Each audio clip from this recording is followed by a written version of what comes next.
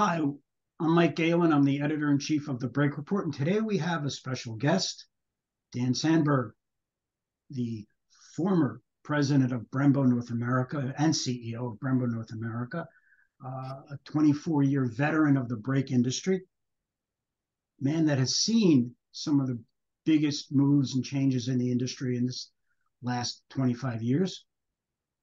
Hello, Dan. Welcome. Hi, Mike. Thanks for having me. Well, let's get right to it. Because of your time in the industry and the period of the automobile industry in these last 25 years, what have you thought has been the most significant changes you experienced or observed in terms of the braking industry during that period? Well, when you look at the brake business over that time period, for an industry that really hasn't changed a heck of a lot, you have calipers and rotors. There has been a few changes. One, I think, is in the consolidation in the industry. I can remember when I first got into the brake business, there were probably 10 or 11 relatively strong brake system manufacturers, and you look today, I would say there may be a handful, 3 or 4, that really stand out. And that was primarily because, they were all spending a lot of money 20, 25 years ago on electronics and trying to automate, if you will, the brake business. We saw a lot of the creation of ABS and then stability control and now automatic braking, and spent a lot of money on software. And the foundation brake business, the meat and potatoes, if you will, of what was the brake business didn't get a lot of attention, and they were almost giving it away. I used to be in the supermarket business way back when. We used to say milk was the lost leader. You'd give away the milk so people would come into the stores. They were giving away foundation brakes because everybody wanted to have the customers invest in the software that they were spending billions of dollars on. Unfortunately, it's not like milk in the foundation brake business. There's a lot of capital that you need to spend, a very, very capital intensive business to machine, to cast foundation brakes, and a lot of those companies didn't survive. So you saw a lot of consolidation, even particularly in the rotor business. There used to be several rotor manufacturers, and as we all know now, there's a couple, 2 or 3 that are left in the business. So a lot of consolidation. The other thing I think I've seen is really the brake product itself, and I saw that firsthand at Brembo. The change in material from the iron sliding calipers to fixed calipers, both iron fixed and then, of course, aluminum. That was a really, really big change, and we saw that at Brembo firsthand over the years that I was at Brembo, where it became $1 billion business when it was just, kind of a sideline, kind of almost an aftermarket business when I first was at Brembo here in North America. So a lot of changes, both in the market, the industry itself, and the number of players and the products that are out there. Along with those changes, you mentioned things like software, you mentioned things like electronics, which once upon a time had nothing to do with brakes. Hell, those terms weren't even around back then. The interaction between the manufacturer, the OEMs, and the brake companies, the brake manufacturers like Brembo and the others, how has that also changed into who's doing the development on the new brake systems? How much have the OEMs pushed into the brake industry versus them doing in-house, or is it all partnerships? What was that like in your period? I have to tell you, even up to today, you can honestly say that the brake guys are still developing their own systems. There is some participation. There's been some innovation by some OEMs, which they've pushed into the market. But in general, when you look at a brake system, the brake guys are still handling software all the way through to the foundation brakes. That's going to change. You're hearing, obviously, brake-by-wire is now starting. It's been in the vocabulary of the brake guys for probably the past 10 or 15 years. But the OEMs, I was on a call the other day, as a matter of fact, and I heard one of the OEMs say, brake-by-wire is really important to us. So I think that's going to start to become more prevalent. And then the problem you're going to have in that, or the challenge I think brake guys are going to have in that, is that everyone knows the OEMs are trying to build one single control unit that coordinates all software into that unit. And they're going to want to integrate the brake software also into that. And as I talked about previously, there's been billions of dollars that the brake manufacturers have put into software and developing some really, really great technology. How do you handle that software? How do you hand it over to the OEs, because they want to integrate it in. They want to understand how it works. They want to understand the code. They want to put it in their black box. So it's going to be very, very interesting and very, very challenging to see how that gets done. Is it going to be a total, give them the software and license it? Is it going to be a black box within a black box? That's going to be the challenge. Does this movement that you discussed, does that give an advantage to companies that were more diversified in electronics as well as braking? I can think of the Continentals of the world, the Bosches of the world, that had such a diverse portfolio of equipment, not necessarily related when it started, but they're bringing it together against a company like a Brembo or an Akebono that have been more focused on just braking and braking systems. Well, I guess you have to define what's an advantage. You're still going to have to make calipers. You're still going to have to make rotors.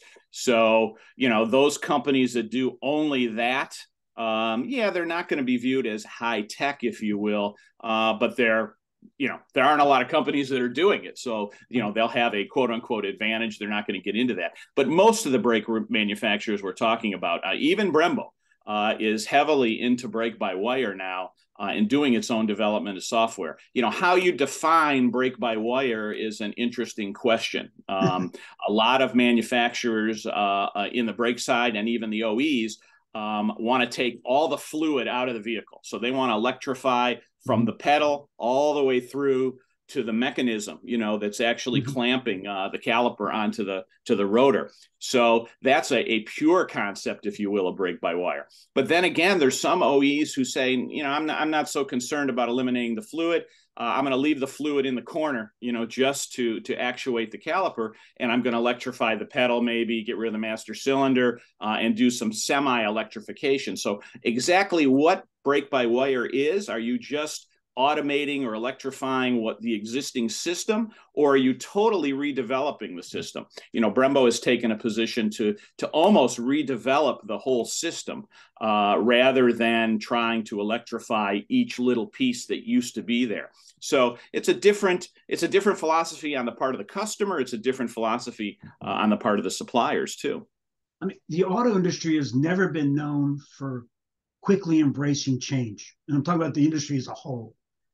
But does the move towards more electrification overall, has that changed things in terms of prompting or allowing for things like clean sheets of paper that you're talking about?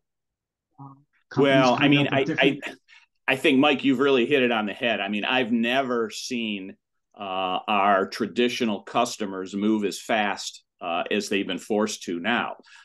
So I think everything is on the table now as far as electrification and new technologies and things along that line. Now, that being said, I'm going to be a realist, and I'm going to tell you that the electrified brake systems that you have now perform somewhat better. Okay, the question, in my opinion, has always been, unless there's a tremendous cost savings, which we really haven't seen in an electrified brake system versus a regular brake system, the question is risk versus reward.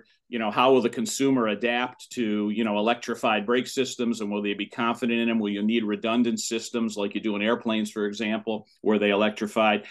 Those are all the things. And I'm not going to tell you the OEs are just going to say, yeah, let's electrify everything. These are safety systems. And they always have been, and they're slow to make changes on systems that work and are safe. So I think we'll see an evolution. I don't think brakes will electrify as fast as the vehicles are going to electrify. I must ask a quick follow-up to that. Put your lawyer hat on for a second. How much does things like product liability weigh in on those kind of changes?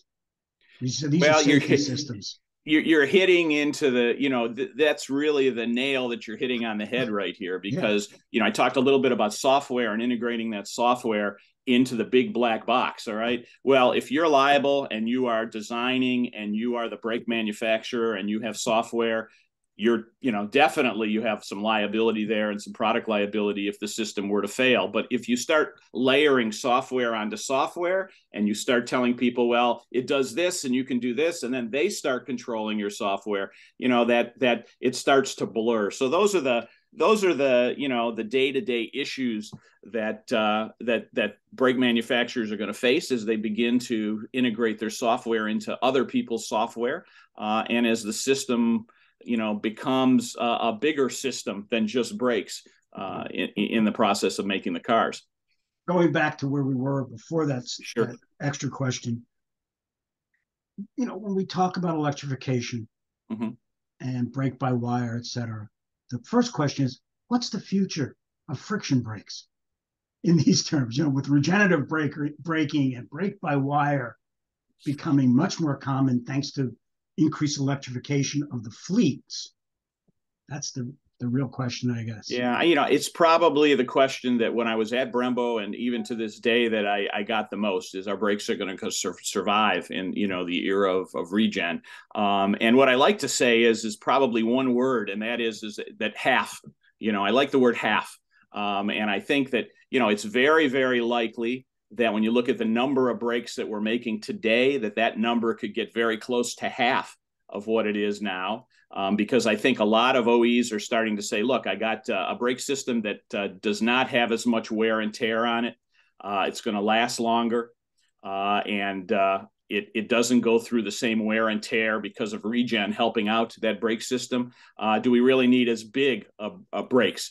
And those brake systems can really shrink. Now, my R&D guys at Brembo, they used to say, well, electric cars are heavier and you need bigger Right. brakes. I don't think there's anyone in all seriousness really thinks that brakes will get bigger in the long run. They may get bigger, but the rear brakes may be gone at the same time. So there are several OEs, particularly the newer OEs, who are seriously saying, do we really need rear brakes? Why don't we just have brakes on the front and leave it at that? So you got about half the number of brakes. And then when you actually look at the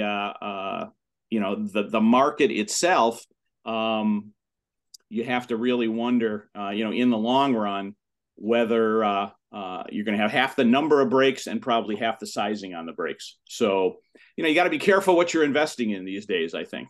Well, and one of Brembo's major competitors came out with drum brakes for the rear on 2 brand new Volkswagen electric vehicles, which, wow, talk about drum brakes on a not a base level third world car is very unusual.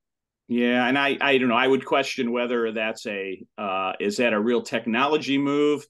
Is that a performance move, or is it is it just a cost savings at the end of the day? So, I wouldn't be investing in drum brakes right now. Well, cost savings obviously play a huge part in a lot of these technology changes, as you just mentioned. What about why do we need rear brakes being a question? And obviously, it's a cost savings if you can eliminate not just the physical parts, the hard parts, but even the wiring, let alone any kind of fluid or hydraulics. Absolutely. I mean, look, it's a total simplification of the vehicle. And when you look at regen and how it interacts with the vehicle, you have brake systems now that are lasting over 100,000 miles. And, that says a lot also about the aftermarket. Now, I'm not going to tell you the aftermarket's going to disappear because, there's a lot of ICE vehicles out there right now, and those are going to be here a long, long time. So I think aftermarket guys don't have an immediate concern. But when you look at new vehicles, you don't see a lot of, brake changes taking place in that 30, 40,000 mile period. Obviously, there aren't a lot of electric vehicles out there right now. But the ones that are out there, you're not seeing any. Some of these brake jobs are happening after, 80, 90, 100,000 miles. Which brings up another question about education, about consumer education, because I have read I get all kinds of material to me about, wait a minute, the brakes still get used. They still have to be monitored. They're not lifetime pieces. Yet some of these electric vehicle manufacturers, if not overtly, are subtly kind of hinting that you don't have to worry about brake jobs anymore if you get an electric vehicle. So where are the brake manufacturers going to be in that? Who's going to lead the charge, so to speak, in educating the public as to what the real story is with brakes on these vehicles? Well, I think the manufacturers at the end of the day, they're not, there's some brake guys who can do it as a brake supplier, but at the end of the day, it's the manufacturer who's going to have to, educate the consumer on what is the maintenance on an electric vehicle at this point. We are seeing some interesting things with the EVs. One is you don't have the heat of the engine in the front anymore. It's not dry in the wintertime. It doesn't dry out. It doesn't melt the snow on the front of those, on the front of your vehicle and the brakes. You go into the garage, there is no heat in there. So, all that snow and all that stuff still sticks inside the brakes. And you do see some corrosion issues and things like that you didn't normally see because of the heat that was generated, with the engine when you'd park your vehicle overnight or whatever. So there's some other areas that you have to, that have become more relevant in maintaining the brake systems. But at the end of the day, these brake systems are going to last a lot longer than the systems that you and I have on our cars today, unless you're driving an electric, and then you already know that. A quick return to the aftermarket just for a second. During your period in the brake industry, your more active one, so to speak, what kind of changes did you see in the aftermarket for a company like Brembo and those around you? I mean, Brembo carried arguably the biggest name from a consumer standpoint in brakes, at least in this country. Yeah, and I think the what you saw, and I think it really started in my previous business that I was involved in, which was Hayes Lemmerz, which was a big wheel company. When they started opening up those wheels and making them giant wheels, all of a sudden you saw big, ugly brakes, inside your car. So there was an aesthetic that really needed to be filled. And Brembo was obviously the inventor of the colored caliper. And that was an aftermarket piece primarily, and then moved into the OE side of the business. So that to me was really a great example of how the aftermarket, you go to SEMA every year, and the guys at SEMA talk about how they're influencing the OE markets. And you can question whether that's true or not, but in the brake area, there's no doubt that you saw a lot of the performance brakes that had to fill the holes of those giant wheels. And people loved that aesthetic. They loved having something that was colorful, and it shifted. And really, the OEs adopted a lot of that. Became, first of all, a checkbox option on a lot of OE vehicles right out of the box, and then became standard on a lot of vehicles. So there's a great story about how the aftermarket, if you will, can influence what the OEs are doing. And that probably was the biggest change I saw. We're a totally, Brembo had a huge kit business. You could get a kit to put on your car with these, colored brakes. And that business in turn shrunk when a lot of the big OEs, particularly GM, started putting them on standard on vehicles. And now it's, pretty much every OE has at least, 3 or 4 vehicles that are standard with, a fixed aluminum caliper, colored, of all sorts, from camouflage to the classic red Brembo brakes, It appears that every time an OE wants to bring out a performance vehicle, they use that as a differentiator. Yeah. Yeah. At least the releases I get across my desk, and I drive a different vehicle every week, a different test vehicle, and I can tell when I see one with colored calipers, generally speaking, it was something that you probably had your hand in before you retired. Dan, yeah, we used to say it was like jewelry for your vehicle. Yeah. It was used to be an accessory, but now it's standard. And you got to admit they look great. I mean, they really do look great on a vehicle. Wheels have for years been a big part of customization and personalization of a vehicle. And you're right. The calipers were part of that whole trend when the wheels got huge and open. But anyway, Dan Sandberg, I thank you for your time today. If it's okay with you, we'd like to come back and further discuss the industry. You've had more than most participation within it. We appreciate your expertise and your time. Thank you, Dan. Well, thanks for the opportunity, Mike. Have a great day. You too.